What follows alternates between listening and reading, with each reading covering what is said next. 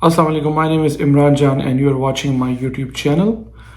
Today I want to talk about the Pakistan Army chief who is on his way out, and on November 29 he will be leaving his post of the Chief of the Armed Forces of Pakistan. We all watched what he said in his farewell address and the speech that he gave. Just a few things that I really want to explain and address. And the reason I am explaining this in English language is because the American audience especially need to understand that they need to understand where their taxpayer money is going and what change is it that they're bringing abroad, and who are the people that the Americans are really supporting without even their knowledge, with their taxpayer money, with their elected government, making regime changes in far-flung places in distant countries that they may not even able to find on a map. So the number one thing is, let's start from 7-8 months ago when Imran Khan was removed in a vote of no confidence, which was orchestrated, initiated by the PDM, which everyone knows, and nobody has proof, no one can probably prove it, but everyone knows that that's a party supported by US dollars, with US dollars, and there is outside support for them because Imran Khan was never the man, especially in the wake of the Afghanistan withdrawal, the US's withdrawal from Afghanistan. Imran Khan was never the man they liked because he said absolutely not to giving drone bases to the United States. Now, when Imran Khan was removed, as I said, in the vote of no confidence initiated by PDM, what happened was that the spokesperson of the armed forces, what is called the ISPR, Inter-Services Public Relations, that's the PR, that's the mouthpiece of the Pakistan's armed forces. They came and they did a press conference, and one of the things that they said in that press conference was that ever since the new government has been in charge, which at the time meant that after the Imran Khan's removal, the Shehbaz Sharif or the PDM-led government that came in charge, the economy of Pakistan has been stable. That's all Pakistanis know it, but probably it is not a very well-known statement outside Pakistan. And of course, like I said, the Americans need to know that. That's the spokesperson of the armed forces giving out a political statement in support of a government that they helped bring with the US help also. Now, just yesterday, when fast forward 7 months, and the army chief Qamar Javed Bajwa, when he was giving his speech, he said that one of the biggest challenges that Pakistan faces is the economic downturn, economic instability that the country faces. They go from that 7-8 months ago, when they said that Pakistan's economy has been stable when the new government came in charge, to now this openly admitting that actually Pakistan faces big economic troubles. So we all knew that the Pakistan armed forces were never the ones telling the truth about what was happening in Pakistan, but they just 7 months ago only gave out that political statement in support of the government because they were the ones who brought that government in power.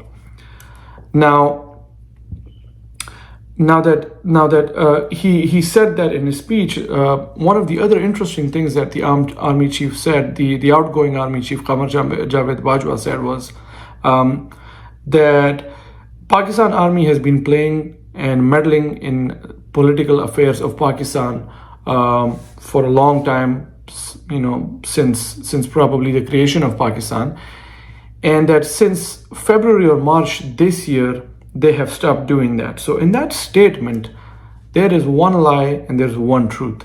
The truth is that he openly admitted that Pakistan army has been playing a role, a very destructive role for that matter, in the political affairs of Pakistan. And the lie is that when he said that the Pakistan army stopped doing that March or even February or March of this year, that's a lie. that's when they actually upped the ante. That's when they upped their game even further. They took it to the next level in that time. So that's an outright lie. And like I said, people in Pakistan know it. It's the outside people, it's the American people who need to know, because there has been almost no discussion of President Biden using taxpayers' money in orchestrating that regime change in Pakistan. The American people need to know that they removed a very popular government from Pakistan and installed an extremely corrupt, unpopular, and undemocratic government who's ruling over Pakistan right now. That is something the American people need to know. Coming back to what's happening in Pakistan right now, what is sad to me is that almost all the politicians they're busy in this rat race where each side or all the sides are trying to install their favorite army chief, the next army chief. They're trying to install their favorite army chief. And the insinuation is, which almost nobody talks about, is that if they are successful in installing the right guy or appointing the right army chief, that will determine how their government will be in future, and if they would even be allowed to be in the government in the future. That is what democracy has been reduced to in Pakistan, if it ever was at an elevated level. That's why I want to say this, explain it in these words, that this is what the Pakistani democracy has been reduced to. Think about it.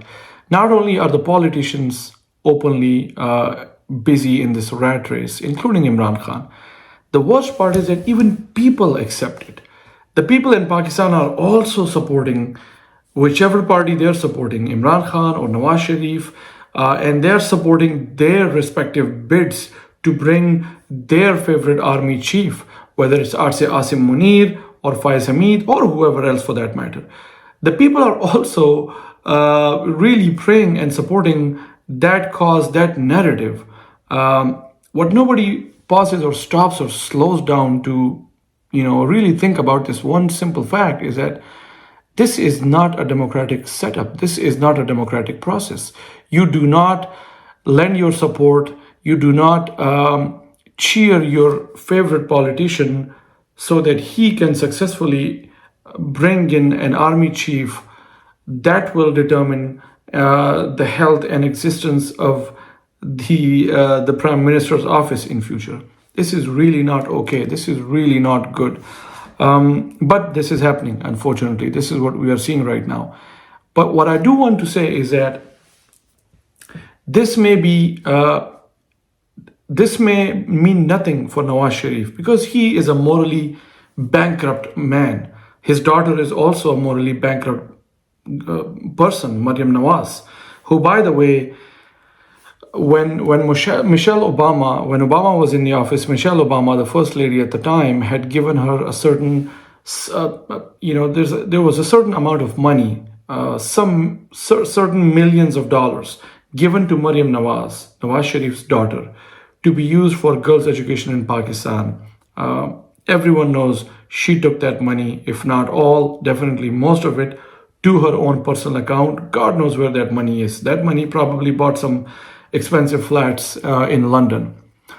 But what I'm trying to say is that while this may mean nothing for Nawaz Sharif, he is notorious for installing the right umpires in place. Even when he was actually playing cricket, his method of winning a cricket match would be to install the right umpires, the umpires that would do his bidding, give the decisions in his favor, and that's how he would win the match.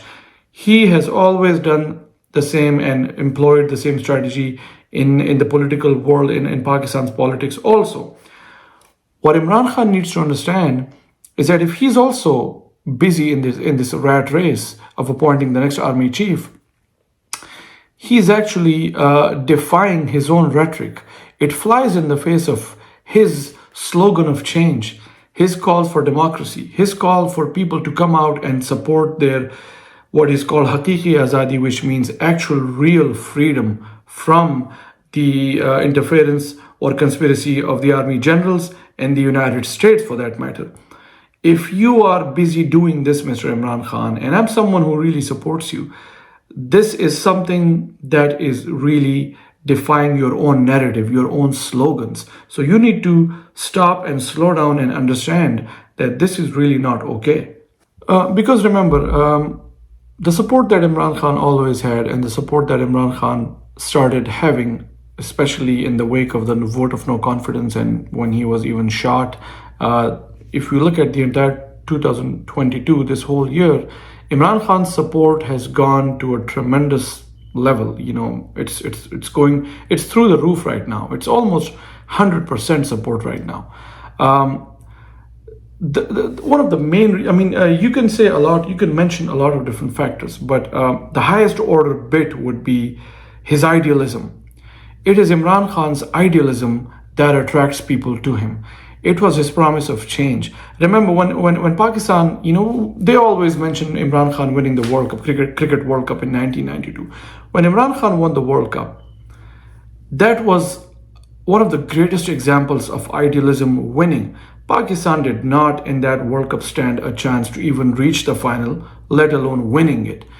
And despite that, he was this embodiment of idealism who told his cricket players at the time that we are going to fight like cornered tigers. And that's exactly what they did, and they ended up winning that World Cup. Ever since, Pakistan has never won any World Cup, although despite the fact that we had better, our cricket team in 1999 and even 2003 was a much better team than the one we had in 1992.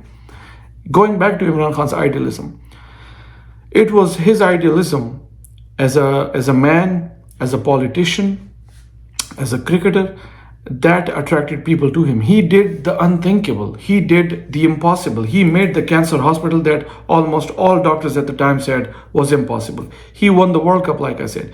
He became the prime minister defying all odds. He created a party. He converted a Jewish girl to Islam.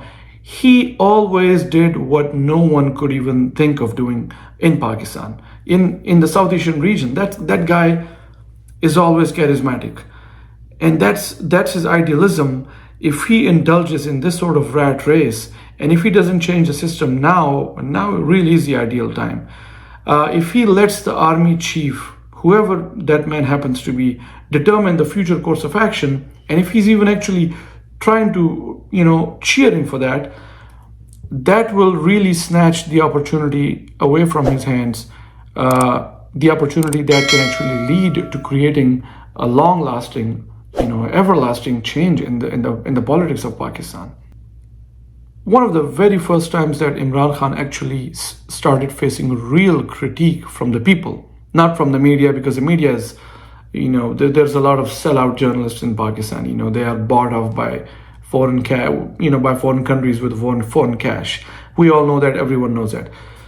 What Imran Khan, the very first time when Imran Khan started facing critique from the people of Pakistan, not from the journalists or the media, but from the actual people, is when he drifted away from his idealistic path.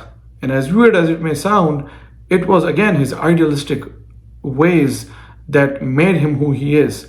But the first time he faced the critique was when he drifted away from his idealistic path, and it was his Breaking Bad moment when he drifted toward enlisting the people whom he called at the time electables in 2018. In the 2018 elections, he said, well, I have to have the people who are electable, who can be elected, whom people are going to vote for in order for me to form the government. What he forgot to understand, or what he forgot to see, was that his label worked everywhere.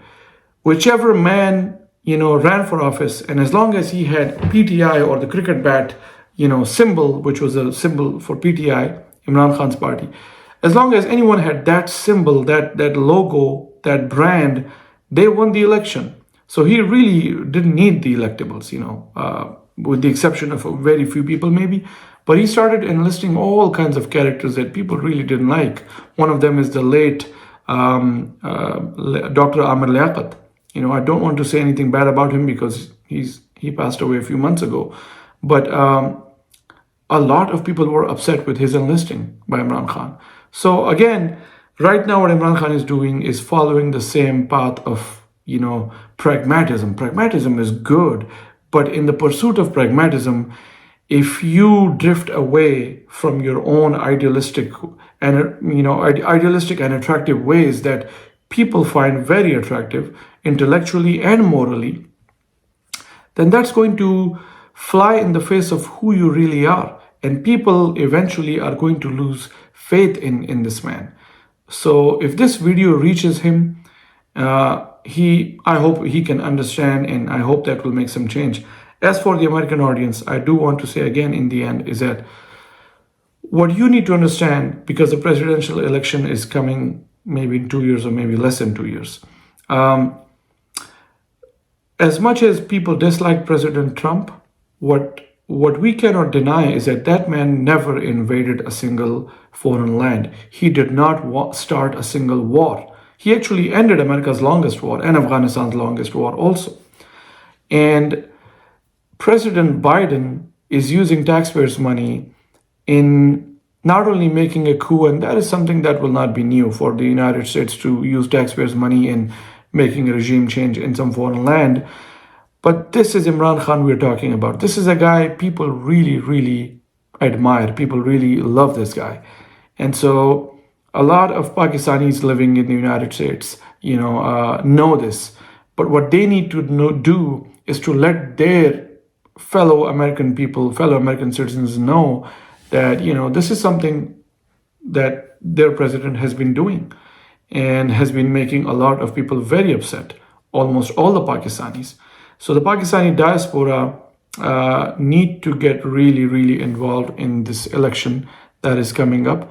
And maybe we should, let them know of how upset we are and vote against the Democratic Party. And we have very good reason for doing that. And so, once again, the American people, and I'll be making more videos about that, exclusively focusing on this issue. But like I said, the American people need to know that with their taxpayers' money, their president has upset a lot of people, 220 million people. That's only, the entire US population is 330 million. Pakistan's population is 220 million, and that's just a documented number. There is more likely a lot more people than that. So he upset a lot of people with your money, and you need to know about this. I'm not saying go support Trump, but support whoever doesn't start a foreign war, support whoever doesn't involve in making regime change in any country for that matter. It doesn't have to be only Pakistan. That is the sort of stuff that buys hatred for Pakistan, for the American people, without even the American people knowing about it. So please pay attention to this and let me know of your opinion. I'll be making more and more videos about this. Please comment and please subscribe to my channel also. I hope to see you soon. I'll be, like I said, posting more videos very soon. Please do take good care of yourself. Happy Thanksgiving, happy holidays. Take care. Allah Hafiz.